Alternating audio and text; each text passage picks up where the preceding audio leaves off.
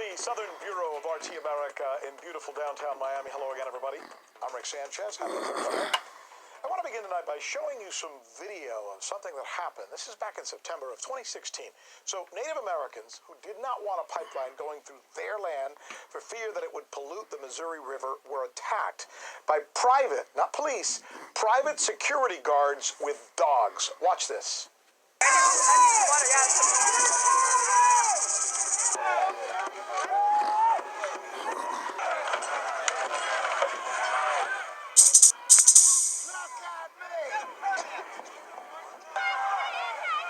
Then, a month later, in late October, a similar incident occurred when police joined the private security guards. This time, they arrived by helicopter, and they conducted mass arrests of the protesters who said that they were simply protecting the land that they thought was granted to them. Watch. We're going to put out this fire, but you have to move to the south. There's a high... You have to get off the pickup and move to the...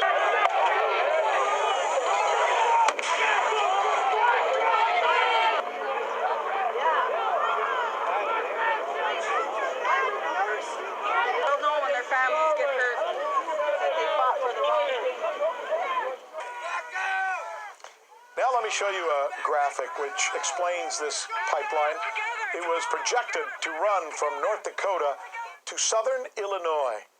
It crosses beneath the Missouri and the Mississippi rivers and through two, and this is important. So this pipeline is going to run through two Indian reservations. Well, as you might imagine, Native Americans warn that it's going to threaten the region's clean water and that it's going to desecrate ancient Indian burial grounds, which are important to them.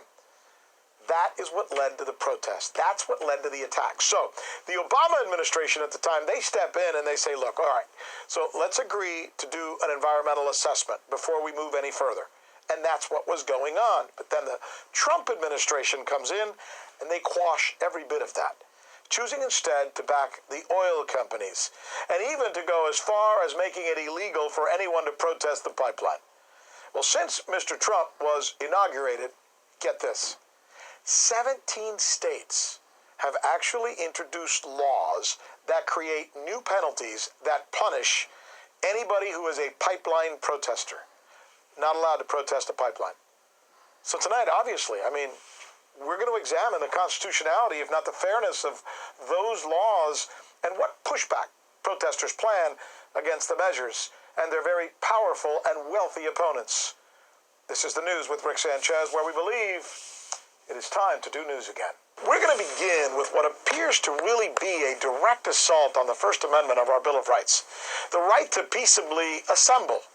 Unfortunately, our history is replete with examples of workers and others being trampled by private corporations who would hire private security forces to beat the crap out of protesters as police and government officials often just look the other way. You want to see this for yourself?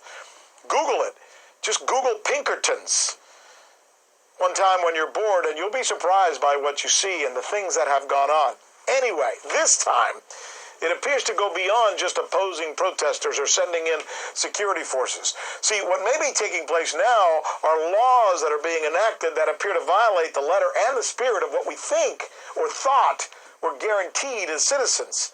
The right to protest, the right to say, no, you can't do that here. Joining us now is News with Rick Sanchez special correspondent Michelle Greenstein, who has been looking into this for us.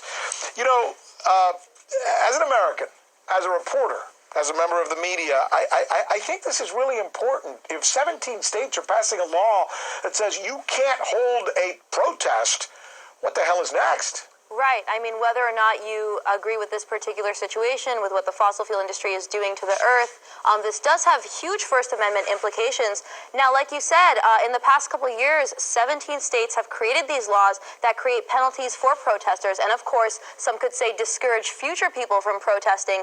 Arizona's Senate voted to allow police to arrest anyone involved in a protest and actually seize their assets. North Carolina tried to make it a crime to heckle lawmakers. And Portland, Oregon organizers are now considered domestic terrorists for the crime of protesting police murder of black men. But the legislation I want to hone in on started in Oklahoma, where in 2017, the governor signed a piece of legislation to make it a felony to trespass on any property that's considered critical infrastructure. So opponents of this law actually say that this is not about national security. It's meant to deter pipeline protests, since, of course, the energy sector is deemed critical infrastructure by the DHS. Now, thanks to the American Legislative Exchange Council, which many may say is just a gaggle of corporate lobbyists who actually probably have more of a voice in your state representatives' vote than you do, 5 states have enacted some version of this law, and that includes Louisiana, which is where we're seeing our first lawsuit. Louisiana introduced this law during the construction of the Bayou Bridge pipeline, which ironically has the same parent company